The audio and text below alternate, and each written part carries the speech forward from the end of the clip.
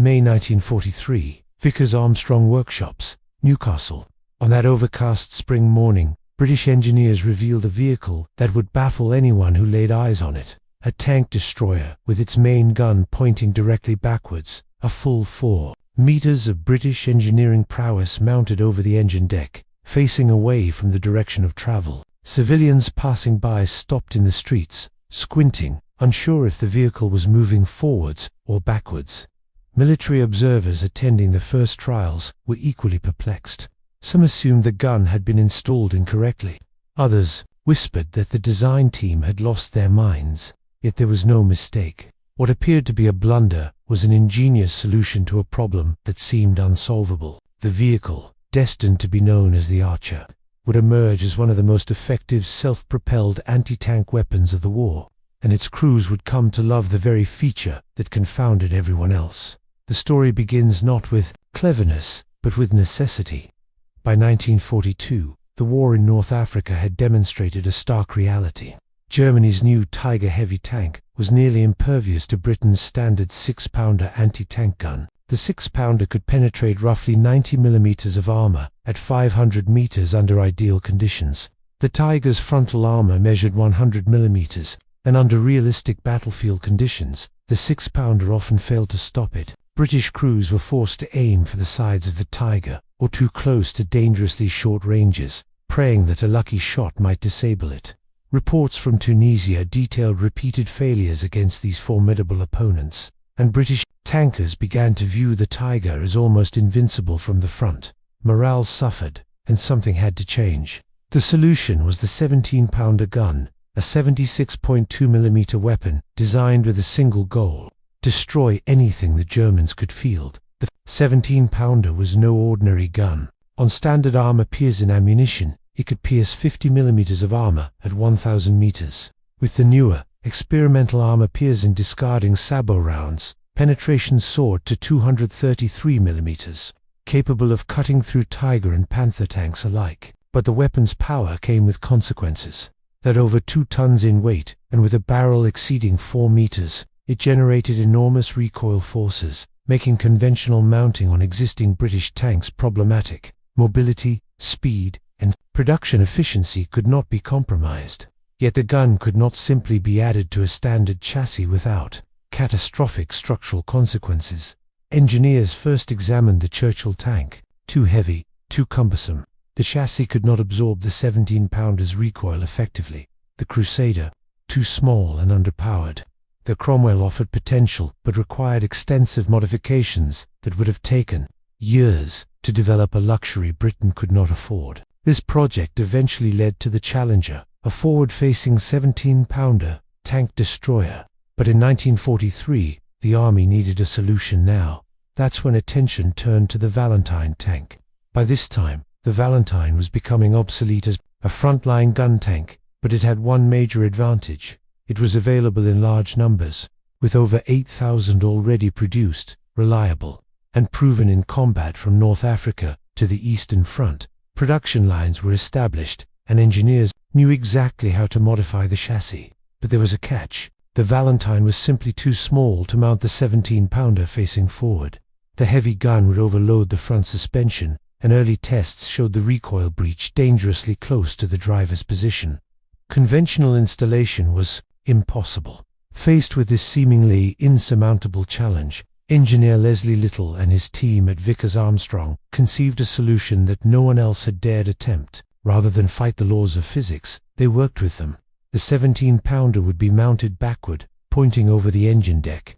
The vehicle's weight balanced perfectly over the drive sprockets, and recoil forces were safely directed. The driver remained at the ready, able to move immediately after firing. Minimal modifications were needed, allowing production to continue largely unchanged on existing Valentine assembly lines.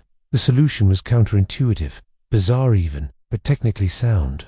It solved the challenge of mounting Britain's most powerful anti-tank gun on an obsolete chassis, and did so faster than any conventional alternative. The resulting vehicle carried a crew of 4: commander, gunner, loader, and driver.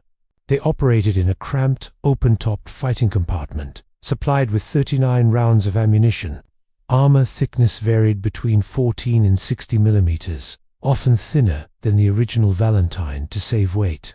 The Archer was not designed to trade shots with enemy tanks. It was designed to disappear after every engagement. A General Motors 6-cylinder diesel engine produced 192 brake horsepower, propelling the 15.2-ton vehicle 2 speeds of 32 km/h on roads. The low profile, just 2.24 meters tall, would make concealment easy. Metros, walls, reverse slopes, and other natural cover could hide it from enemy eyes, even at relatively close range. Early military reception was skeptical. Trial reports from June 1943 highlighted complaints from artillery officers. The lack of a rotating turret, limited gun traverse of only 11 degrees each side, insufficient gun depression, a cramped fighting compartment, and minimal ammunition storage. The Archer offered none of these comforts.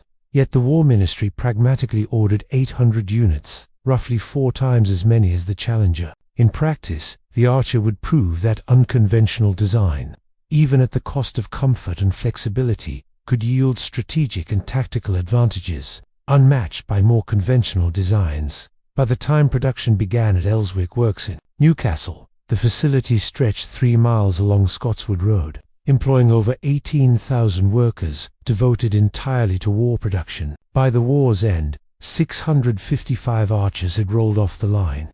Victory in Europe made the completion of the remaining 145 vehicles unnecessary, and contracts were cancelled. Yet the impact of these 655 vehicles would extend beyond production numbers, demonstrating the power of engineering ingenuity when faced with constraints that seemed insurmountable. Operational service began in October 1944, with the first 13 vehicles reaching the 21st Army Group in November. Though late in the war, after D-Day and the Normandy breakout, the Archer quickly proved its worth in Northwest Europe. British doctrine leveraged the vehicle's backward-facing gun in innovative ways. Crews would reverse the vehicle into carefully selected firing positions, utilizing natural cover to conceal the low silhouette. When enemy tanks entered the kill zone, the Archer's 17-pounder, accurate beyond 1,000 meters, could deliver devastating fire. After a few rounds, the driver simply drove forward, eliminating exposure of thin side armor. The weapon that had seemed absurd at first glance had become the epitome of shoot-and-scoot ambush tactics. Once deployed, the Archer's unusual design stopped being a curiosity and became a weapon, officially classified as a self-propelled anti-tank gun rather than a tank destroyer. It was crewed by Royal Artillery units instead of armored regiments. This distinction mattered. Artillery crews were trained to think in terms of concealment, prepared positions, and ambush fire rather than maneuver warfare. The Archer fit their mindset perfectly. Its arrival in Northwest Europe came late, but timing worked in its favor. The massive armored clashes of early Normandy were over.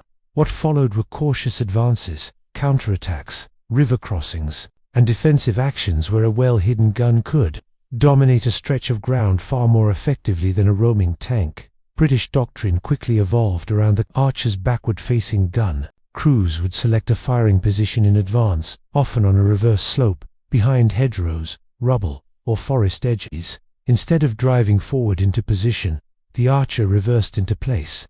From the enemy's perspective, nothing looked unusual. The vehicle appeared to be withdrawing or repositioning. In reality, it was already in its firing stance.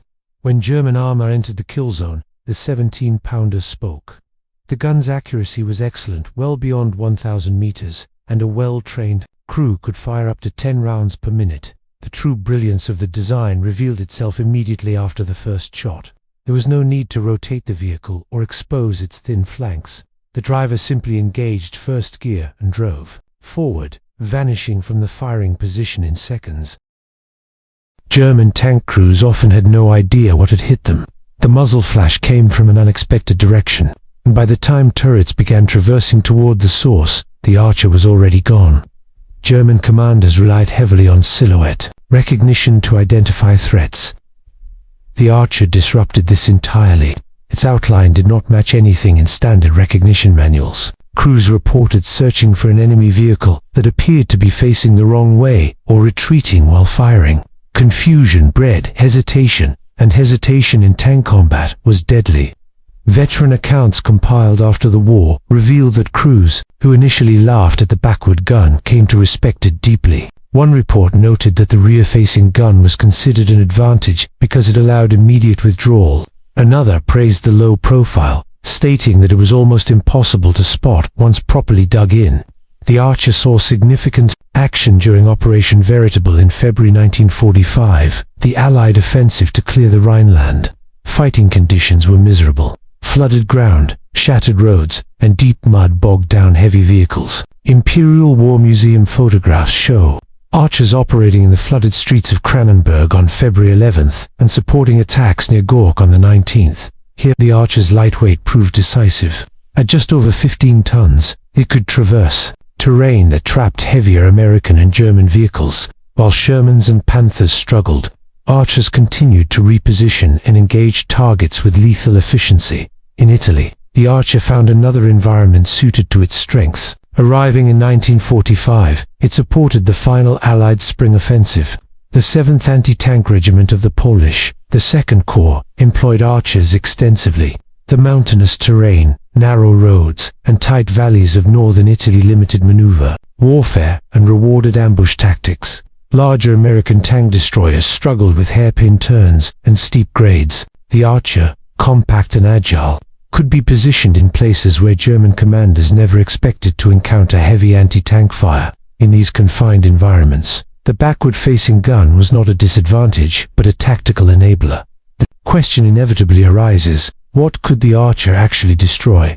According to Royal Armoured Corps assessments, the 17-pounder could penetrate the frontal armor of the Tiger I at standard combat ranges. Against the Panther, the results were more nuanced. The Panther's side armor was vulnerable at long range, potentially beyond 2,000 yards under favorable conditions. The gun mantlet could also be penetrated at closer distances. Only the Panther's heavily sloped glacis plate remained a significant challenge, often requiring shots under 200 meters for reliable penetration. British crews adapted accordingly, aiming for flanks, mantlets, or using ambush positions to force favorable angles. As with Sherman Fireflies, Archers were often painted with barrel camouflage or disruptive patterns to disguise the length of the gun, deceiving German crews into underestimating the threat until it was too late when compared to contemporary tank destroyers. The Archer's design philosophy becomes even clearer. The German Panzer IV carried thick, sloped frontal armor and a capable long-barreled 75mm gun. It weighed around 24 tons and offered good protection, but his gun could not match the raw penetration of the 17-pounder. The American M10 Wolverine, weighing nearly 30 tons, featured a rotating turret and decent armor, but was armed with a 3-inch gun that achieved roughly 88mm of penetration. In a head-to-head engagement, the M10's flexibility and protection offered advantages. In an ambush, however, the Archer was devastating. Its firepower exceeded both rivals, and its ability to disengage instantly after firing gave it a survivability advantage that numbers alone could not convey. Perhaps the most telling endorsement came from the crews themselves. Despite receiving American M10 Achilles tank destroyers through Lend-Lease, some British artillery units reportedly preferred the Archer. On paper, this made little sense. The Achilles had a turret, better crew comfort, and greater flexibility. In practice, the Archer's simplicity and tactical clarity won out. It did one job, killing enemy armor from concealment. Tan did it exceptionally well. In the defensive battles of late 1944 and 1945, that specialization mattered more than versatility. The Archer's story did not end with the Second World War. After 1948, Egypt purchased approximately 200 surplus British Archers. During the Suez Crisis of 1956, Egyptian forces fielded these vehicles against Israeli armor. Jordan acquired 36 Archers for its Arab Legion in 1952, keeping them in service for years afterward. That a vehicle designed under desperate wartime constraints remained operational more than a decade later speaks volumes about the soundness of its design. What began as a stopgap became a durable and exportable weapon system. In total, 655 Archers were built, fewer than originally planned, yet enough to leave a lasting impression. Its service life spanned more than 10 years and 3 nations. This was not a machine that inspired awe at first glance. It looked wrong. It challenged assumptions. It invited ridicule. Yet it succeeded precisely because it ignored convention. Vickers-Armstrong faced an engineering paradox: a gun too powerful for any available chassis, and a chassis too small for any conventional solution. Rather than compromise the gun, or wait years for a perfect platform, they turned the entire concept around literally. The Archer stands as a reminder that military effectiveness does not always come from elegance or symmetry. The Americans built the M10 with a proper rotating turret. The Germans built heavily armored casemate destroyers with thick frontal plates. Both approaches were logical, orderly, and visually convincing. The British built a vehicle that seemed assembled incorrectly, yet none of those proper designs combined firepower, concealment, and instant disengagement as effectively as the Archer. It was not pretty, it was not comfortable, it was not what anyone expected, but it worked. In the end, the Archer represents a uniquely British solution to a uniquely British problem. It was born of necessity, shaped by constraint, and perfected by pragmatism. A 17-pounder gun capable of killing Tigers and Panthers, mounted backward on an obsolete chassis, crewed by artillerymen who learned to trust a design that defied logic. The strangest tank destroyer of the war proved that sometimes the best way forward is to face the other direction and fire.